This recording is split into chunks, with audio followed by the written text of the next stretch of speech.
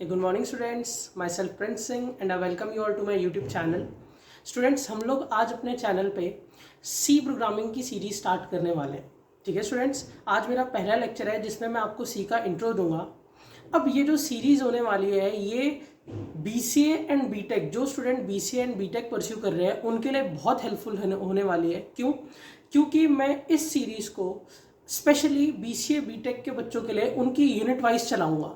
मतलब आप लोगों ने देखा होगा कि आप लोगों का जो BCA का सिलेबस होता है मिलता है सी प्रोग्रामिंग फर्स्ट सेमेस्टर में आपको आती है ज़्यादातर, और BTech वालों को भी फर्स्ट या सेकंड सेमेस्टर में सी प्रोग्रामिंग 90% कॉलेजेस में तो पढ़नी ही पड़ती है। ठीक है, तो आपको जो सिलेबस मिलता है वो 4 यूनिट वाइज डिवाइड होता है, यूनिट 1, यूनिट 2, यूनिट 3, यूनिट 4। तो मैं इस सीरीज़ को बिल्कुल उन 4 यूनिट्स में जो भी आपको टॉपिक्स दिए होते हैं उन टॉपिक वाइज चलाऊँगा और एक एक टॉपिक इस सीरीज़ में कवर करूँगा।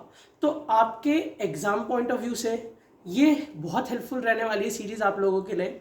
दूसरी बात ये, इस सीरीज़ को पूरा देखने के बाद चाहे वो बिगिनर हो, चाहे वो BCA ऑप्ट कर रहा हो, BTech कर रहा हो, या चाहे उस बंदे ने पहले से कोई लैंग्वेज पढ़ी हुई है, एटलीस्ट सी के तो सारे कंसेप्ट उसको क्लियर हो जाएंगे। क्योंकि मैं आप लोगों ने मेरी पाइथन सीरीज चल रही है उसे देख रहे होंगे कि एक एक पॉइंट पाइथन का एक छोटा से छोटा पॉइंट भी कवर करते हुए चल रहा हूँ मैं उसमें। सेम केस सी प्रोग्रामिंग में भी मैं एक एक पॉइंट, एक एक टॉपिक, चाहे वो कमांड लाइन आर्ग्यूमेंट हो, चाहे वो मैक्रोज हो, छोटा से छोटा टॉपिक कवर करता हुआ चलूंगा। ठीक है स्टूडेंट्स, तो आज से हम इस सीरीज को स्टार्ट कर रहे हैं। टाइम कितना लगेगा अभी मैं कुछ आइडिया नहीं दे सकता क्योंकि लेक्चर्स पे डिपेंड करेगा कि कितने जाएंगे, बट ये 100% है कि टॉपिक सारे कवर होंगे, ऑलमोस्ट जो जो सी प्रोग्रामिंग में होता है सारी चीज़ें। और BCA एंड BTech का जो सिलेबस है उसका तो एक एक टॉपिक कवर हो गए। ठीक है स्टूडेंट्स, अब चलो हम इंट्रो की बात करते हैं। सी के इंट्रो देता हूँ। सबसे पहली चीज़, सी जो है वो एक मिडिल लेवल लैंग्वेज है जो डेनिस रिची ने 1972 में डेवलप करी है। ठीक है, डेवलपर का नाम डेनिस रिची है और ईयर 1972 है। दूसरी बात, इसे मिडिल लेवल लैंग्वेज क्यों बोलते हैं? जैसे आज की जो लैंग्वेजेस है, पाइथन है, C++ है, जावा है, इनको हाई लेवल लैंग्वेज बोलते हैं।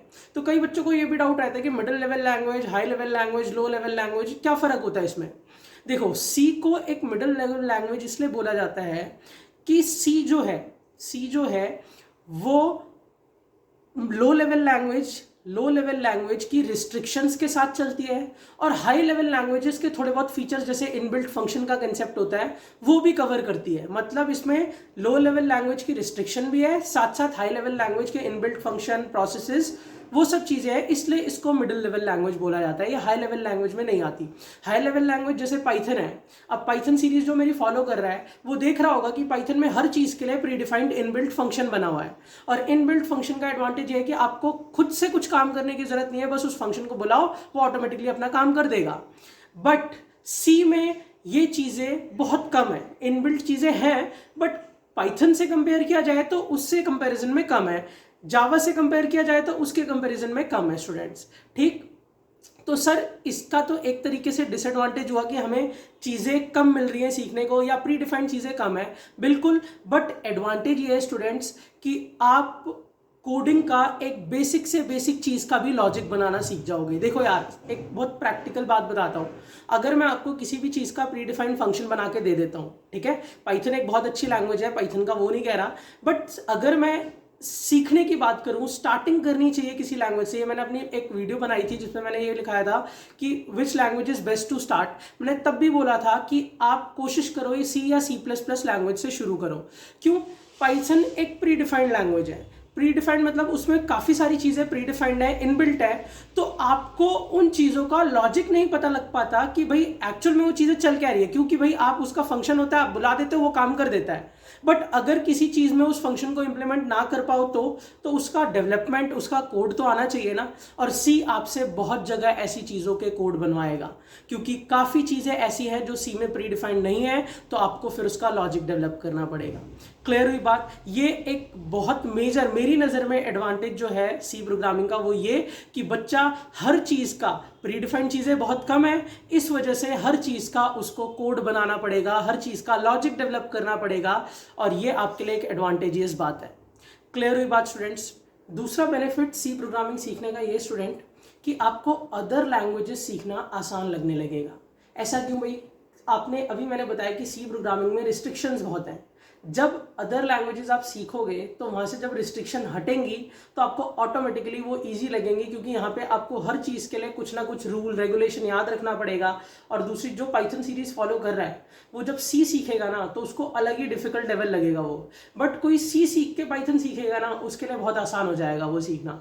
हाँ, बट यहाँ पे मैं जावा को एक्सक्लूड करूंगा भाई। जो मैंने बात बोली है कि भाई अदर लैंग्वेजेस इजी लगेंगी, उसमें जावा नहीं है, क्योंकि जावा का रूल रेगुलेशन मेरे हिसाब से अदर किसी भी लैंग्वेज से डिफिकल्ट है, क्योंकि वहाँ तो यार बहुत सारी रूल्स है, बहुत सारी रिस्ट्रिक्शंस है। इनफैक्ट केस सेंसिटिविटी भी यहाँ पूरी तरीके से नहीं है। जैसे सी में अगर आप मैं बोल देता हूँ केस सेंसिटिव लैंग्वेज है तो सारे कीवर्ड स्मॉल लेटर्स में ही आने हैं, बट जावा में तो ऐसा भी नहीं है। कुछ कीवर्ड ऐसे भी है जिनका पहला लेटर कैपिटल रखना पड़ता है और अदर स्मॉल, तो उसको एक साइड रखते हैं। बट अदर C++ सीखना हो, पाइथन सीखना हो या अदर कोई लैंग्वेज इसके अलावा सीखनी हो, तो आपको सी सीखने के बाद वो लैंग्वेजेस सीखना आसान लगेगा, क्योंकि सी खुद एक रिस्ट्रिक्टेड लैंग्वेज है। तो रिस्ट्रिक्शंस के बाद अगर आप रिस्ट्रिक्शन में काम करना सीख जाओगे तो ऑटोमेटिकली अदर लैंग्वेजेस सीखना आपके लिए ईजी हो जाएगा।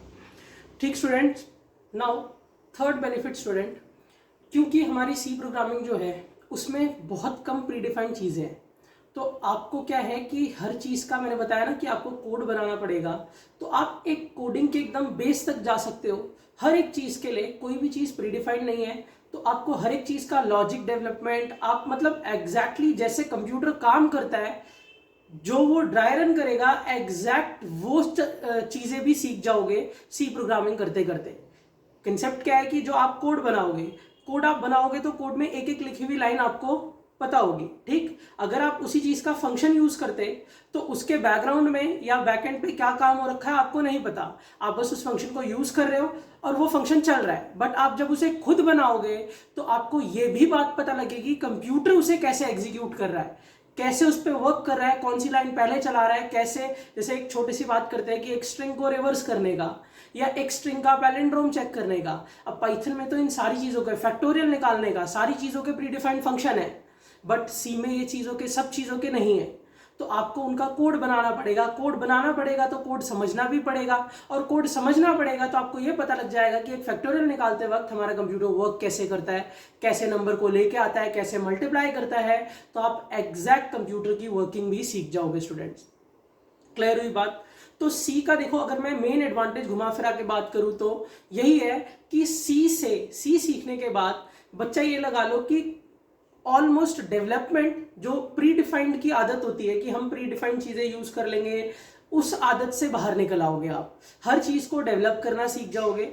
ठीक, और मैं कोशिश भी यही करूंगा कि सारी चीजों को, हालांकि जो प्री डिफाइंड है ना, उनको भी डेवलप करके दिखाऊं आपको। पाइथन में भी मैंने ऐसे ही करा है। पाइथन में काफी चीजें ऐसी थी जिनको मैं प्री डिफाइंड फंक्शन यूज करके कोड करा सकता था कि भाई प्री डिफाइंड फंक्शन बुलाओ और काम करके दे दो, बट मैंने वहां पे भी, उस सीरीज में भी हर चीज का कोड बनाया। और सेम केस सी में करूंगा कि जो थोड़ी बहुत चीजें प्री डिफाइंड है भी, उनको भी मैं आपको कोड बना के दिखाऊंगा स्टूडेंट्स।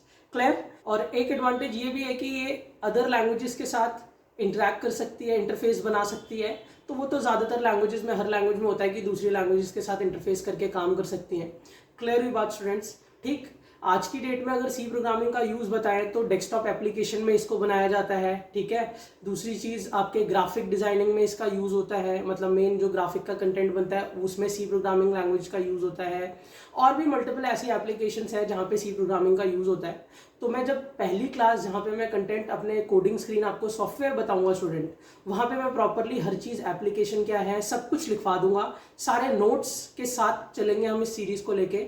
आज का जो इंट्रो था वो ओरल इंट्रो था। आपको मैंने ओरली बता दिया कि लैंग्वेज क्यों प्रेफरेबल है, क्यों सीखना ज़रूरी है। ठीक है स्टूडेंट्स, अब हम इस सीरीज को नेक्स्ट लेक्चर से स्टार्ट करेंगे, जिसमें सबसे पहले मैं सॉफ्टवेयर्स के बारे में डिस्कशन करूंगा कि किस सॉफ्टवेयर में आप सी प्रोग्रामिंग को कर सकते हो। और उसी सॉफ्टवेयर के साथ साथ ये जो इंट्रो मैंने आपको ओरली दी है, इसके नोट्स भी आपको बनवा दूंगा स्टूडेंट्स। क्लियर हुई बात? तो आज से हम अपनी सी प्रोग्रामिंग की स्टार्टिंग करते हैं स्टूडेंट्स। हमारी सीरीज स्टार्ट हो जाएगी। पाइथन और सी ऑल्टरनेटली चलेगी। एक दिन पाइथन का लेक्चर आएगा तो अगले दिन सी का लेक्चर आएगा।